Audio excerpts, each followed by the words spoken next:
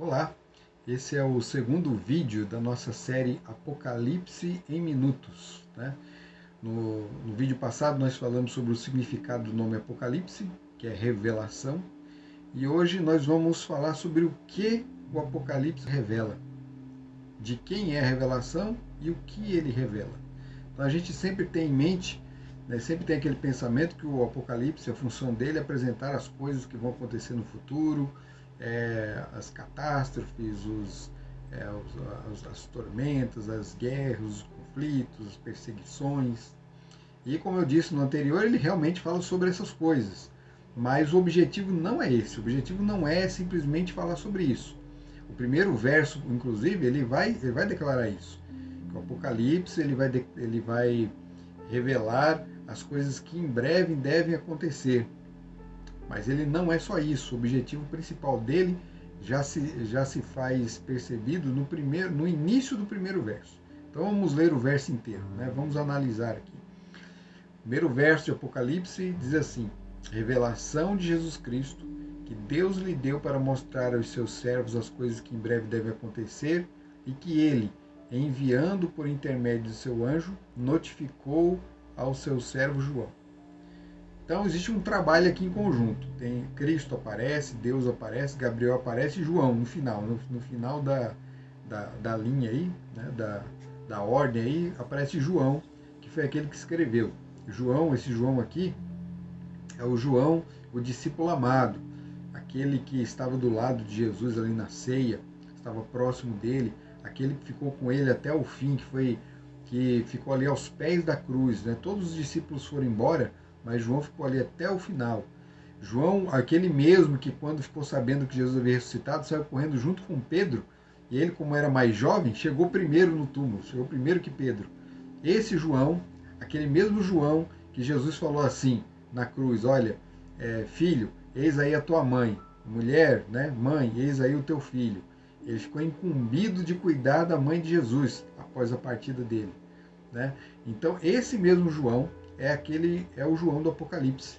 É o João que escreveu o Evangelho e é o João que escreveu aquelas 3 cartas, aquelas 3 pequeninas cartas. Então, João está no final aqui, mas o texto não começa falando de João, começa falando da pessoa principal, o tema principal do livro. Olha só, prestem atenção. Revelação de Jesus Cristo. O Apocalipse é uma revelação dada por Cristo e é uma revelação sobre Jesus Cristo.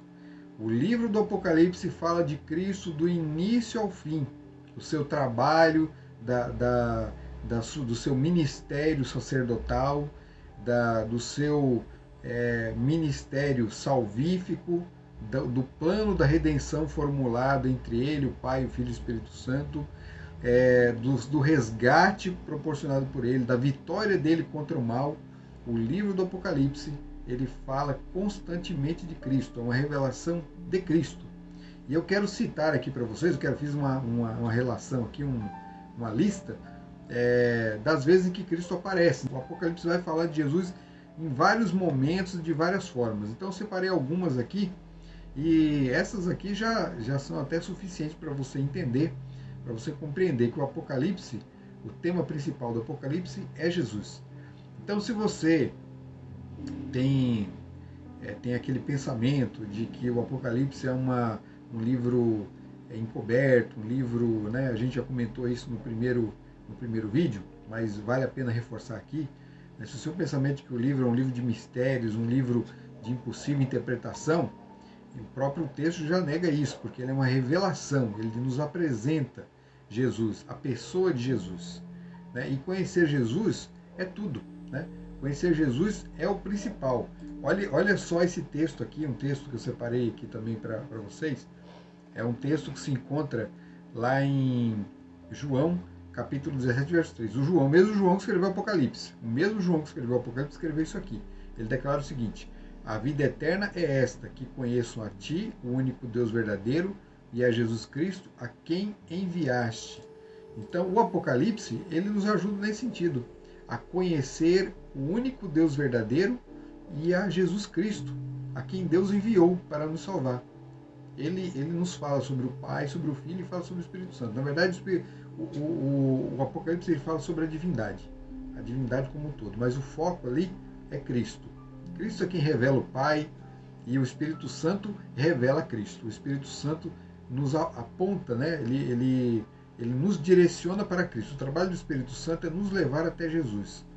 E Jesus, ele revela o Pai. Ele nos apresenta o Pai, a glória do Pai, o caráter do Pai. Jesus veio salvar o homem e vindicar o Pai, né? Porque o caráter do Pai foi colocado em dúvida. Né? No universo acontece um grande conflito. Isso a gente vai falar também em vídeos futuros aí sobre esse grande conflito, mas a visão geral é a seguinte: existe um grande conflito entre o bem e o mal. Né? Jesus ele está aqui lutando pela nossa salvação, mas existe um inimigo do homem, um inimigo das almas, um inimigo do próprio Deus, e que procura destruir o governo do céu. E Jesus luta contra esse governo. Na verdade, Jesus luta e já venceu. Ele venceu esse governo na cruz. Ele alcançou a vitória total ali na cruz. Os nomes de Cristo vão nos dar um vislumbre sobre esse grande conflito. Aí, os nomes que Jesus recebe no próprio livro de Apocalipse. Né? Esses nomes, eles revelam o trabalho de Cristo, a posição de Cristo e a obra de Cristo na nossa vida. Então vamos lá. Lá em Apocalipse, logo no capítulo 1, verso 8, vem declarando assim que Jesus ele é o alfa e o ômega, o princípio e o fim, o primeiro e o último. Jesus é o alfa e o ômega. Né? Então, muita gente não sabe o que isso quer dizer. Né? O alfa é a primeira letra do alfabeto grego e o ômega é a última letra do alfabeto grego. Na nossa língua, na língua portuguesa, a primeira letra é o A e a última letra é o Z. Né? Em relação ao grego, nós somos semelhantes, né? Porque o alfa do grego é o mesmo A nosso, é a letra A, se equivale à letra A. Já o ômega não, né? O ômega não é exatamente o Z. No nosso alfabeto, o Z ficou por último. Né? Na língua grega, o Z está lá pelo meio. O ômega é um outro caractere, né? É uma outra letra. Mas o que a gente tem que entender é o seguinte: quando Jesus fala que ele é o alfa e o ômega, ele está querendo dizer que ele é o primeiro e ele é o último. Ele é o início e ele é o fim. A gente começa com ele e termina com ele. Então ele começa a obra e ele vai terminar a obra. É um texto assim, uma expressão simples, mas que diz muita coisa. Né? Jesus é tudo para nós. Né? Nós devemos estar com ele no início e no final. O tempo todo ele está com a gente.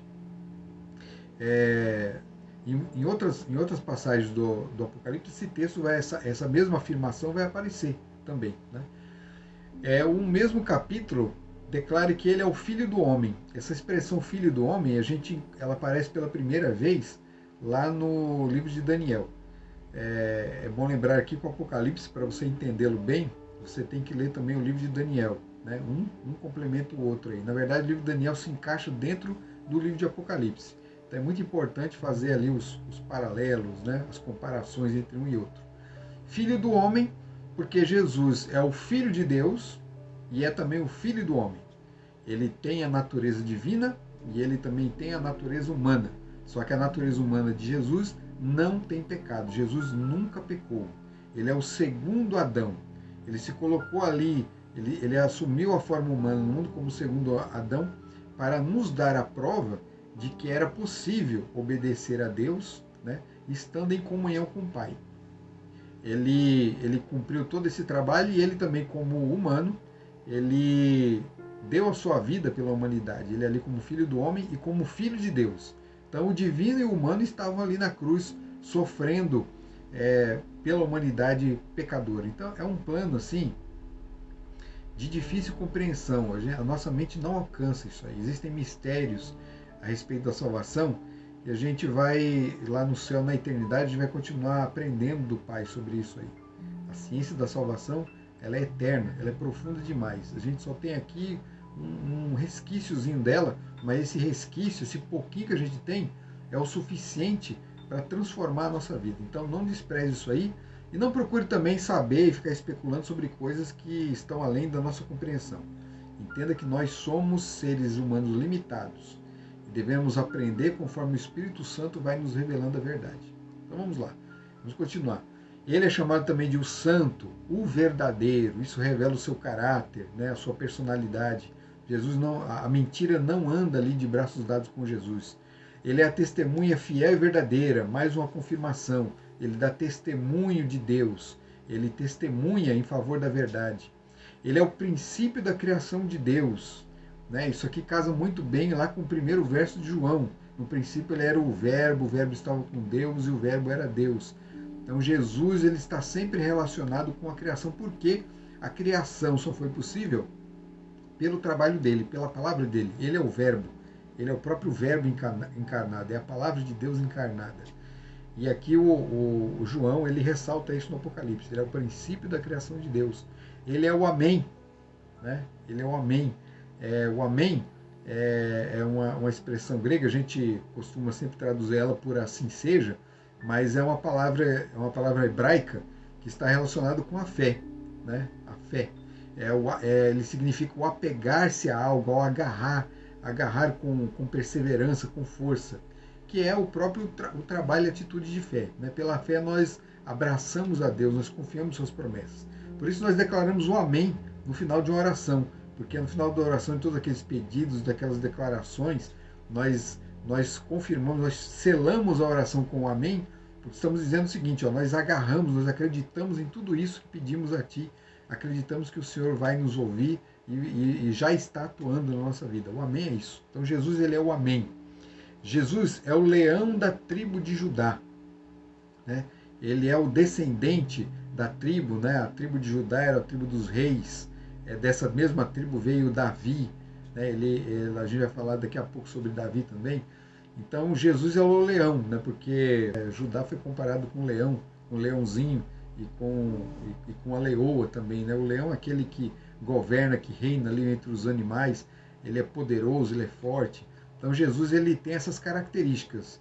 Agora o interessante é que ao mesmo tempo, mesmo o capítulo que fala que ele é o leão, ele é apresentado também como o cordeiro. Capítulo 5, 6 fala que Jesus é o cordeiro. Ele é o leão e é o cordeiro. Ele tem todo o poder e força e garra e determinação do leão, mas ele também tem toda a simplicidade, a docilidade, a mansidão do cordeiro.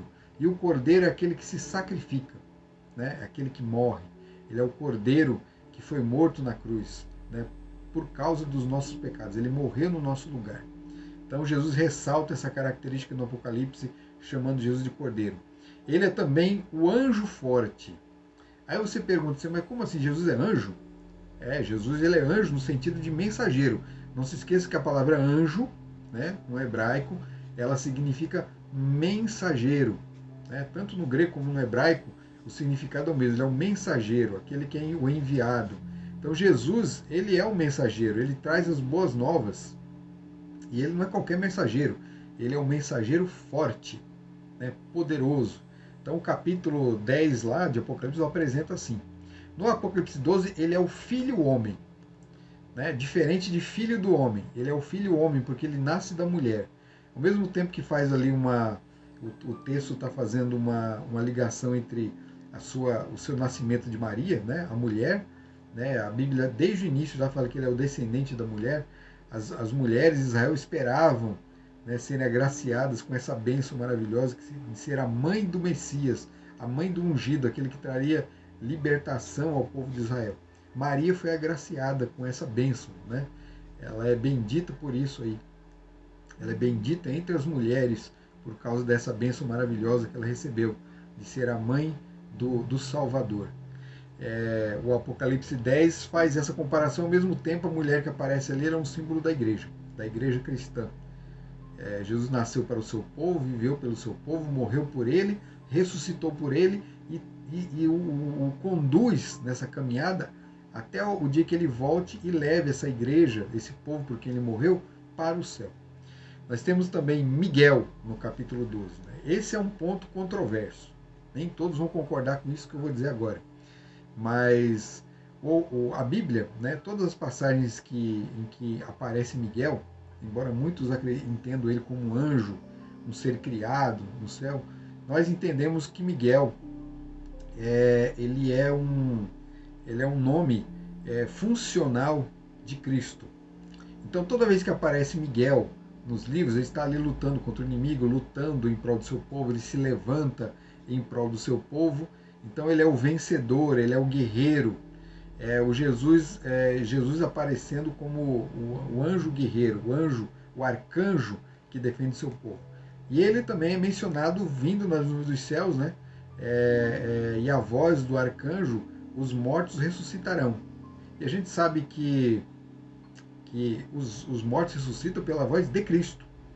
Então, se a Bíblia chama, né? Se a Bíblia fala que o arcanjo, que é Miguel, né, ressuscita os mortos, e ao mesmo tempo declara que Jesus ressuscita os mortos quando dá a ordem para que ressuscitem, então o texto na verdade está falando da mesma pessoa. Então Miguel, ele é Cristo. E Miguel aqui no Apocalipse aparece como esse, aquele que expulsa o inimigo do céu, aquele que vence o inimigo, que vence o dragão, a antiga serpente, que é Satanás. Jesus, como Miguel, ele é o vencedor, né? Ele é um símbolo do vencedor. Ele é também o Cordeiro morto desde a fundação do mundo. Jesus, o plano da salvação, embora Jesus tenha morrido ali depois de 4.000 anos de pecado, né, ele vem num determinado momento certo da história da humanidade para morrer pelos pecadores, o plano ele é antigo. Desde a fundação do mundo já estava previsto, já estava determinado ali que Jesus viria para morrer pela humanidade pecadora. Ele é o Deus poderoso, Deus todo-poderoso. Isso para quem não entende que Jesus é Deus, mas o Apocalipse o apresenta como Deus, o Deus todo-poderoso. Né? Essa mesma linguagem é usada para falar do Filho como para falar do Pai. Ele é o cavaleiro chamado fiel e verdadeiro. O Apocalipse 19 nos fala sobre a volta de Jesus, e ali ele é representado vindo sobre um cavalo. Né? É uma figura, Jesus não vem sobre um cavalo, ele vem no seu trono. Mas ele vem ali como um guerreiro forte, era a figura do guerreiro forte montado num cavalo, né? Vencendo e para vencer. E ele não é chamado só de cavaleiro, mas ele é também o verbo de Deus. Isso é uma outra ligação lá com João.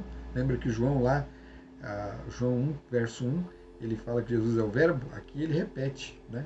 Na verdade o Apocalipse foi escrito primeiro, ele repete depois quando escreve o Evangelho. Ele é o verbo de Deus. Ele é também o Rei dos Reis e Senhor dos Senhores. Né? O Apocalipse 19, quando traz a volta de Jesus, o apresenta como o Rei vencedor. E ele no Apocalipse 22:16, temos 3 expressões para falar de Jesus. Ele é o Eu Sou, mais uma prova da sua divindade. Ele é a raiz de geração de Davi, ou seja, ele é aquele prometido, o Messias prometido que nasceria da casa de Davi. E ele é a estrela da manhã, aquele que aparece na alvorada, no início do dia, aquele que faz resplandecer, que brilha no céu, né, com a luz bela, bonita, suave. Esse é Cristo. Então Cristo ele aparece, ele está em todo o Apocalipse, não só nessas menções. Então é isso, ó. Estudando o Apocalipse, você vai aprender mais sobre Jesus, ou seja, eu não tenho que temer, porque Jesus ele não veio causar temor, ele veio nos trazer paz, confiança, coragem, fé e salvação. E no Apocalipse nós encontramos o Evangelho revelado de uma forma diferente. Então, estude o Apocalipse, não tenha medo e cresça com ele. Sua fé vai alcançar novos patamares aí. Até o próximo vídeo.